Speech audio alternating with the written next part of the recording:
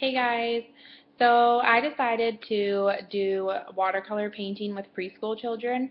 I decided this because I have tried it a couple times now with a lot of children and I really like it because they just really seem to use their imagination. And it's different because it's not just paint. They get to experiment with water and mixing colors. So I also love it because it does meet the goals and objectives. So it meets all the developmental domains, which are the physical.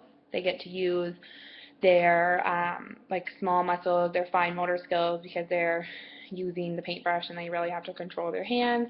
They get to use their social skills because they're around their educator and their peers, so they have to talk and they can express their feelings and um, just express like what they're doing, or they can answer the questions that the educators are asking them.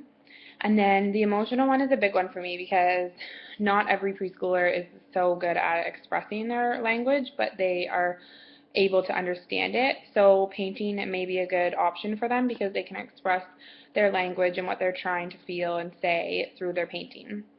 And then the cognitive would be that they're learning about like color mixing, and they can learn things like, oh, if you put too much water in, then it may like get all soggy and it won't really work out as well. And if they don't have enough water, then you might not be able to paint the way that you want to.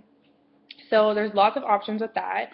I also like it because I chose to do the blended curriculum because I like both curriculums, and I think that if a child is really into it and is really using their imagination and they're still learning all the skills from it, then why stop them? So basically, if there is a time limit, that's fine. But at the same time, if it follows a schedule and you want to add an extra 10 minutes, just let that child kind of get the last idea out, then I totally think that is acceptable. So yeah, and then of course the objective of it is to just let the child mainly like guide themselves through the activity. So the educator is just there to kind of observe and make sure that their interests aren't really changing, and if their interests are changing, then maybe they need to add in like a new prop or take away something if it's not really working out, if they're having difficulties with it. They're there to encourage them and just to basically answer any questions that they have and show them new things, like demonstrating what you can do with it.